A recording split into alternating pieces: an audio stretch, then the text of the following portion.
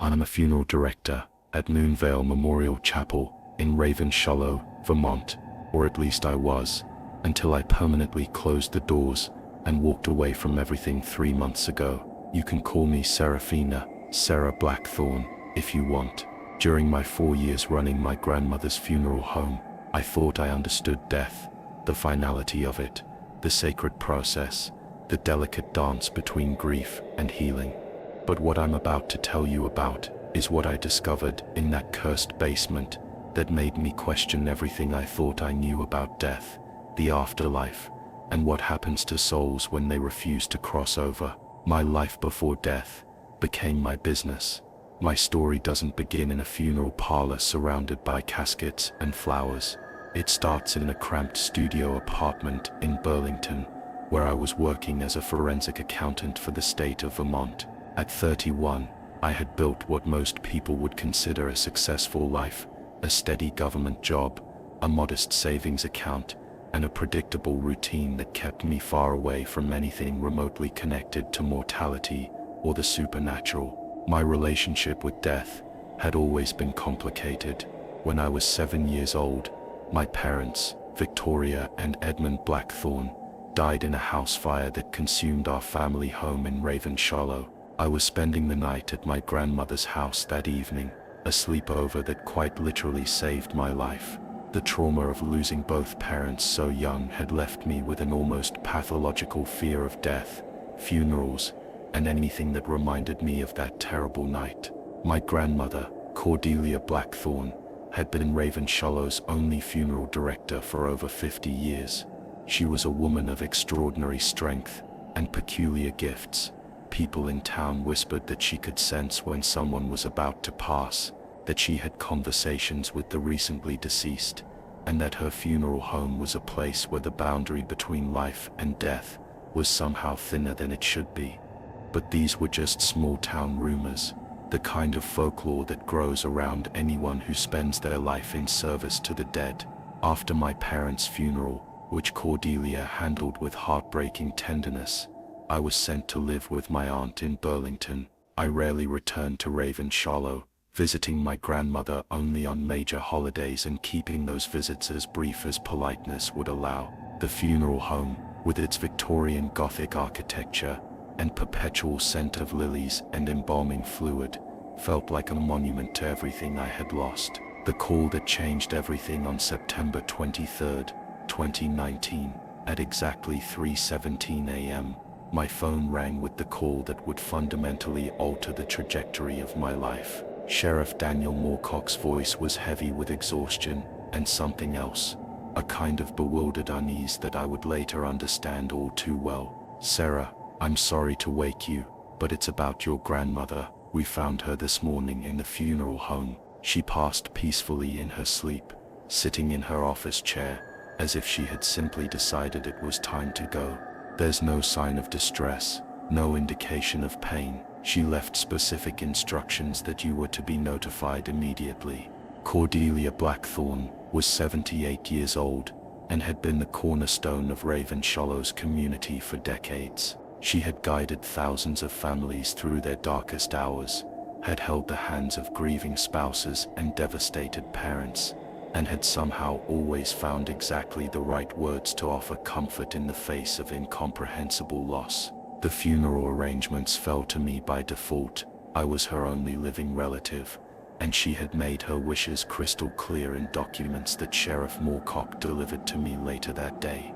But it was the sealed envelope marked for Seraphina, to be opened only after my services are complete, that would prove to be the real catalyst for everything that followed. The inheritance documents 3 days after Cordelia's funeral, a ceremony that packed the small chapel to overflowing with mourners who spoke of her kindness, wisdom, and uncanny ability to provide comfort to the bereaved.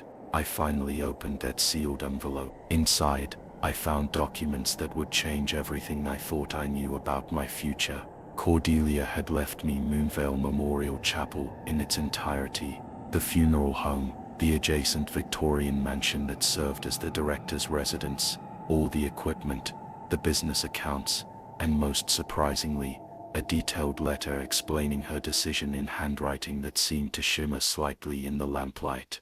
"My dearest Seraphina," the letter began, "I know you have spent your adult life running from death, and I understand why. The loss of your parents was a trauma that shaped everything about how you view mortality and what comes after. But you possess something that cannot be taught or learned from textbooks. You have the sight, just as I did, just as my grandmother before me did.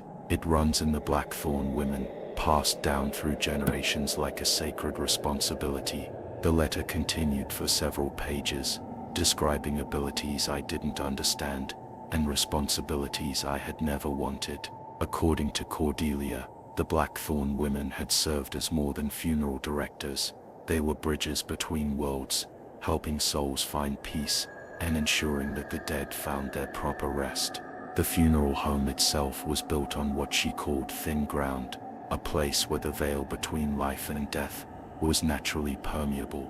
"The basement," she wrote, "contains the true heart of our work. The crossing chamber has been used by our family for over a century to help troubled souls find peace. Some spirits become lost or confused after death. Others refuse to accept their passing. A few become angry or vengeful. It has been our calling to guide them toward the light, to help them understand that their time among the living has ended."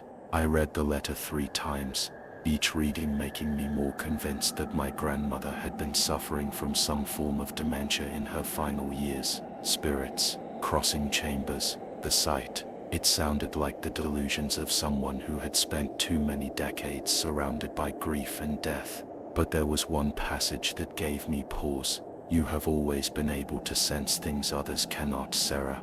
Remember when you were small, how you would talk to invisible friends who knew things they shouldn't know, how you could always tell when someone was lying, or when they were carrying deep sadness. These weren't childhood imaginings, they were early manifestations of abilities that grow stronger with age and acceptance. The decision to stay despite every logical instinct telling me to sell the property and return to my safe, predictable life in Burlington, something compelled me to stay. Perhaps it was guilt over the years of distance between my grandmother and me. Perhaps it was a desire to honor her memory by maintaining the business that had been her life's work. Or perhaps, though I wouldn't admit this to myself for months, it was a growing sense that there were truths about my family, my abilities, and the nature of death itself that I needed to understand. I took a leave of absence from my accounting position and moved into the Victorian mansion attached to Moonvale Memorial Chapel. The house was exactly as I remembered from childhood visits: high ceilings, ornate woodwork, rooms filled with antique furniture, and family photographs spanning generations of Blackthorne women who had all shared the same intense knowing eyes. Learning the business, my first month in Ravenshollow was spent learning the practical aspects of funeral direction from Mrs. Evangeline Crowley, Cordelia's longtime assistant, and the closest thing to family my grandmother had besides me.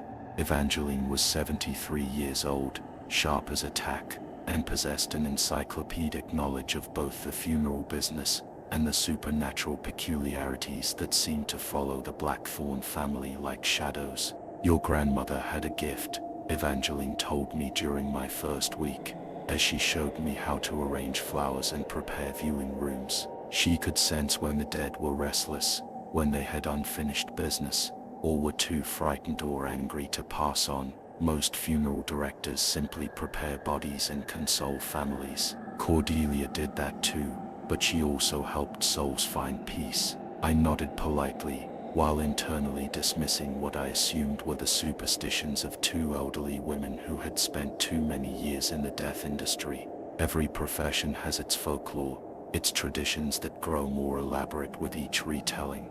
I was determined to run Moonvale Memorial Chapel as a modern, professional establishment focused on serving grieving families with dignity and compassion. The funeral home itself was a masterpiece of Victorian Gothic architecture, built in 1847 by my great-great-grandfather, Tobias Blackthorne. The main floor housed 3 viewing rooms, a chapel that could seat 80 people, my office, and a reception area where families could gather after services. The decor was elegant, but somber, dark wood paneling, stained glass windows depicting peaceful pastoral scenes, and carefully selected artwork that conveyed serenity without being overtly religious. The second floor had been converted into additional office space and storage for funeral supplies, while the third floor served as an apartment where Evangeline lived. But it was the basement that dominated the building's energy, even though I rarely ventured below ground level during those first weeks. The basement's presence from the moment I moved into the mansion. I was aware of the basement in a way that defied logical explanation. It wasn't that I heard sounds or saw strange lights. It was more like a constant low-level humming in the back of my mind, a sense that something vast and important was waiting beneath my feet. The basement housed the embalming room, storage for caskets and funeral equipment, and what Cordelia's documents referred to as the crossing chamber, a room I hadn't yet worked up the courage to enter. According to the building's floor plans, the crossing chamber was located in the very center of the basement, accessible through a heavy oak door that was kept locked at all times. Evangeline had given me a ring of keys that included access to every room in the building, but she had been notably vague about the crossing chamber's purpose. "Your grandmother will explain it to you when you're ready," she said, which made no sense given that Cordelia was dead. But there was something in Evangeline's tone that discouraged further questions. Early supernatural encounters. About 6 weeks after taking over the funeral home, strange incidents began occurring with increasing frequency. At first, they were subtle enough that I could dismiss them as the quirks of an old building, or the products of stress and grief over my grandmother's death. Lights would turn themselves on in rooms I knew I had left dark. The elevator that connected all 4 floors of the building would operate without being summoned, arriving at floors where no one was waiting. I would hear what sounded like whispered conversations coming from empty rooms, always just quiet enough that I couldn't make out actual words. Most unsettling were the flowers. Every morning, I would find fresh flowers arranged in vases throughout the funeral home. Beautiful, elaborate arrangements that appeared overnight in rooms where no services were scheduled. The flowers were always slightly unusual varieties that didn't grow naturally in Vermont's climate, and they never seemed to wilt or fade as normal flowers should.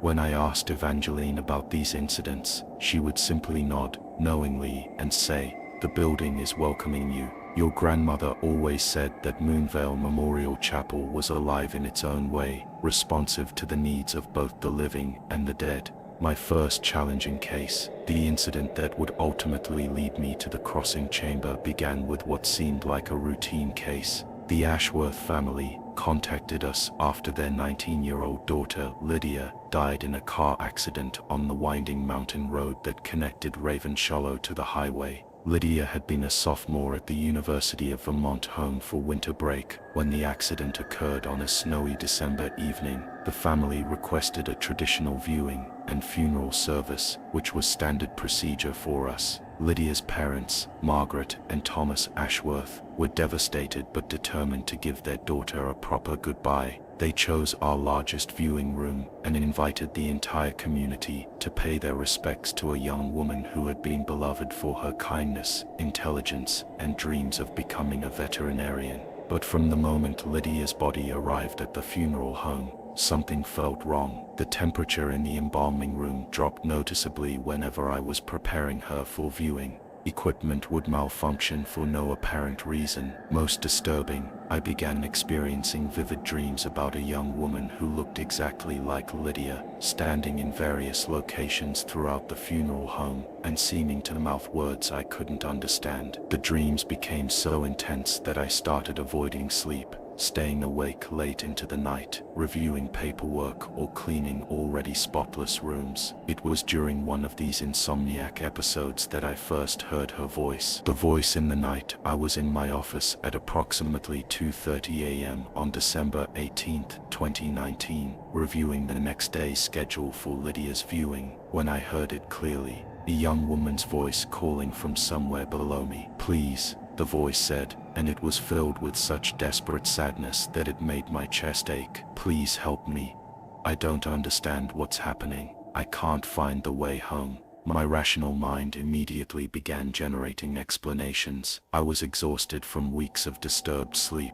Old buildings make strange sounds, especially during Vermont's harsh winter nights. Perhaps it was wind whistling through the basement ventilation system, or the heating pipes expanding and contracting. But deep down, in a part of myself I had been trying to ignore since childhood, I knew exactly what I was hearing. It was the voice of someone who should not be able to speak. Someone whose body was lying in the embalming room, prepared for tomorrow's viewing. The first descent against every instinct screaming at me to stay upstairs, to ignore what I had heard and pretend it was just the product of stress and sleeplessness. I found myself walking toward the basement door. The key ring felt unnaturally heavy in my hand as I selected the appropriate key and unlocked the door that led to the building's lower level. The basement was dimly lit by motion sensor fixtures that activated as I descended the wooden stairs. The familiar sense of embalming fluid, wood polish, and something else, something floral and sweet, that seemed out of place, filled the air.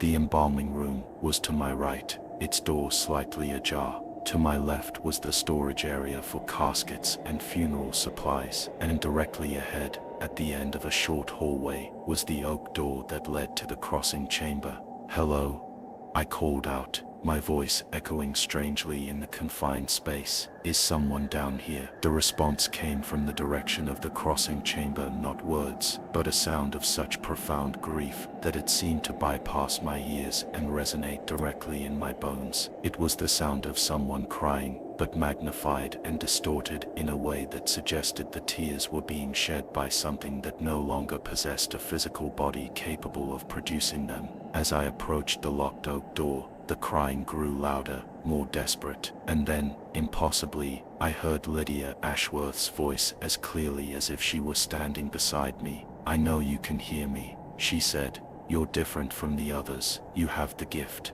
just like the old woman did. Please, I'm so scared. I don't know where I am or why I can't find my way home. Everything is dark and cold, and I can't remember how I got here." The key to the crossing chamber, standing in that basement hallway, listening to the voice of a dead girl pleading for help, I experienced what I can only describe as a moment of absolute clarity. All the strange incidents, the unexplained phenomena, the vivid dreams, they weren't signs of stress or imagination. They were manifestations of something my grandmother had tried to prepare me for in her letter, something that ran in the Blackthorne bloodline like a genetic inheritance. I could help Lydia Ashworth. I didn't yet understand how, but I knew with absolute certainty that behind the oak door was a room designed for exactly this purpose, a place where the living could communicate with the dead, where troubled souls could find guidance and peace. My hands trembled as I searched through the keys, looking for one that might fit the crossing chamber's lock. Most of the keys were clearly labeled, but there was one that stood out, an ornate antique key, made of what looked like tarnished silver, with symbols carved into its surface that seemed to shift and change when I looked at them. The key slid into the lock, as if it had been waiting for this moment for years. As I turned it, I heard the sound of heavy tumblers falling into place, and the door swung open silently on well-oiled hinges. The crossing chamber revealed what I saw beyond that oak door defied every expectation I had formed about the mysterious room. The crossing chamber was larger than should have been possible given the building's dimensions, with stone walls that seemed far older than the funeral home's 1847 construction date. The room was lit by dozens of candles in wrought iron holders mounted on the walls, their flames burning steadily without any apparent source of air circulation to disturb them. In the center of the room stood a circular table made of dark wood, its surface carved with intricate symbols that matched those on the key. Surrounding the table were 6 high-backed chairs, each one different in style and age, as if they had been collected over many decades from various sources. The air in the room felt thick,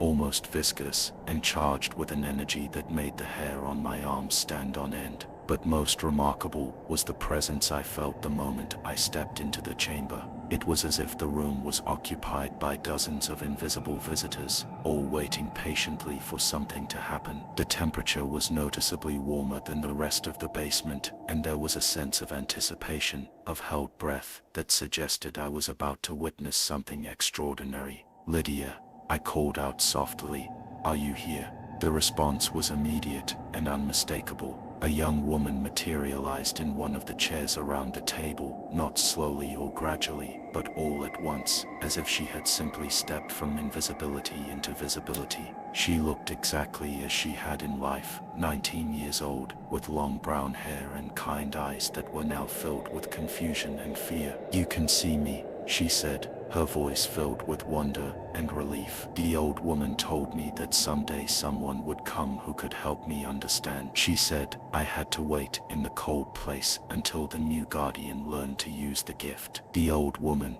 I asked, though I already knew the answer. "Cordelia. She was here when I first arrived, but she said her time was finished and that I would have to wait for you. She said you would help me find the way home." The conversation that changed everything for the next several hours. I sat in that impossible room and had the most extraordinary conversation of my life. Lydia told me about her confusion after the accident, about finding herself in a gray, cold place where time seemed to move differently and where she could observe the living world but not interact with it. She had watched her own funeral preparations, had seen her parents' grief, had tried desperately to comfort them, but had been unable to make herself heard. "I don't understand why I can't move on," she said, her ethereal form flickering slightly like a candle flame in a draft. "Other people who died seem to know where they're supposed to go, but I feel lost. There's something keeping me here, something I'm supposed to do or understand before I can leave." As we talked, I began to understand the true nature of what my grandmother had been doing for 50 years. The crossing chamber wasn't just a room, it was a sacred space where the boundary between life and death became permeable, where troubled souls could find guidance and resolution. My role wasn't simply to bury the dead, it was to help them find peace so they could truly rest. But helping Lydia would require me to accept abilities I had spent my entire adult life denying, to embrace a responsibility that terrified me, and to acknowledge that everything I thought I knew about death, consciousness, and the nature of existence was about to change forever. "Sera," Lydia said, as dawnlight began filtering through basement windows. "I hadn't noticed before. There are others waiting. In the cold place, there are so many others who need help finding their way home. Your grandmother helped as many as she could, but now it's your turn. Will you help us?" The cliffhanger, as I sat in that candlelit chamber, face to face with the spirit of a dead girl who was pleading for help I didn't yet know how to provide. I realized that my life had irrevocably changed. There would be no going back to my quiet accounting job, no returning to the safety of skepticism and rational explanations. The Blackthorne legacy was real. The gift that ran in my family's blood was manifesting whether I wanted it to or not. And somewhere in the cold gray space between life and death, dozens of lost souls were waiting for me to learn how to guide them home. But Lydia's case would prove to be just the beginning. What I would discover over the coming months about the true nature of death, about the souls who refused to cross over, and about the terrible responsibility that came with the sight, would push me to the very limits of what a human mind can comprehend. Tomorrow night, during Lydia's viewing, something would happen that would reveal the full scope of what I had inherited, and why some secrets are too dangerous to face alone. The night of Lydia Ashworth's viewing changed everything.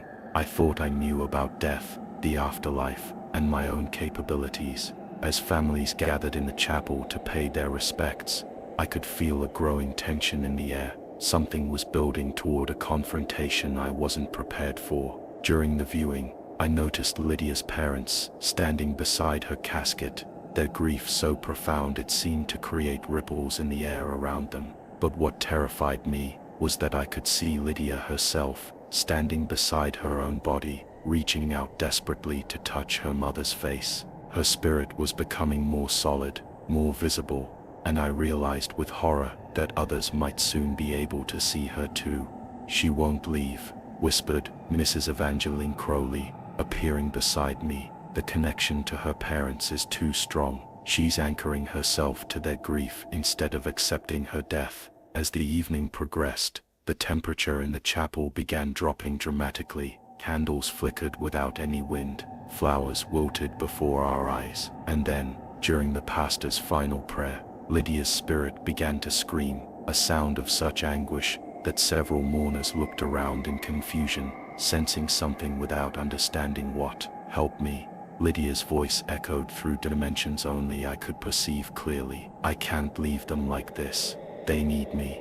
I knew I had to act. Excusing myself, I rushed to the crossing chamber, where I found not just Lydia waiting, but dozens of other spirits, souls who had been trapped in the cold space between life and death, all drawn by the energy of the viewing above. "We've been waiting," said a woman in Victorian dress, who introduced herself as Adelaide Blackthorne, my great-great-grandmother. "Lydia's case has opened a doorway, but it's created instability. If you don't help them cross over tonight, the barrier between worlds will weaken permanently."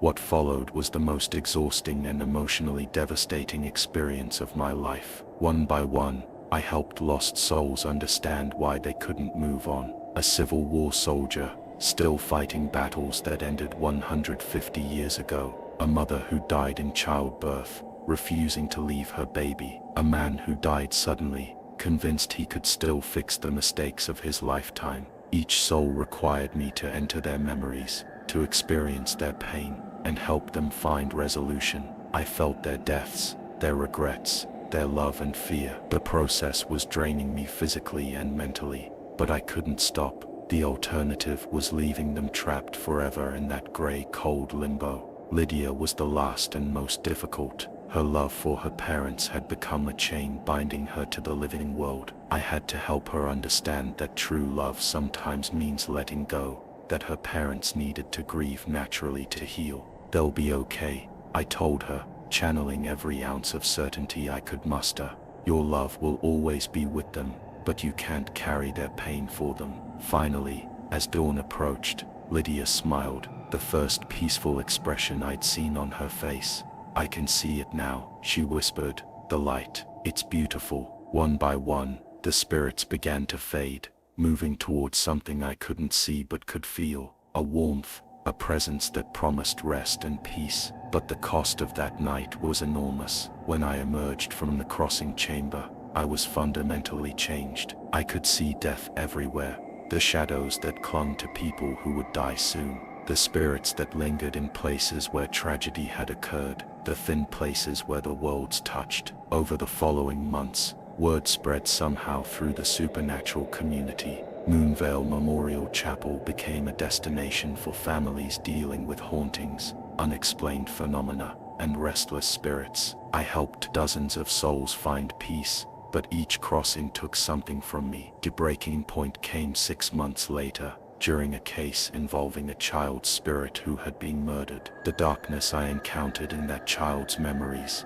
the evil that had taken his life, was so profound that it left permanent scars on my psyche. I realized I was losing pieces of myself with each crossing, becoming something caught between the living and the dead. 3 months ago, I conducted my final crossing, helping the spirit of an elderly woman who had been trapped in the funeral home since the 1960s. As she faded into the light, she looked at me with eyes full of compassion and said, "Child, you've given enough. It's time to save yourself." That night, I locked the crossing chamber for the final time and began preparations to close Moonvale Memorial Chapel permanently. I sold the business to a funeral home chain from Burlington, with specific instructions that the basement was never to be used for anything other than storage. I moved to a small cabin in the mountains of New Hampshire, far from the thin places where spirits gather. But even here, I can still see them sometimes,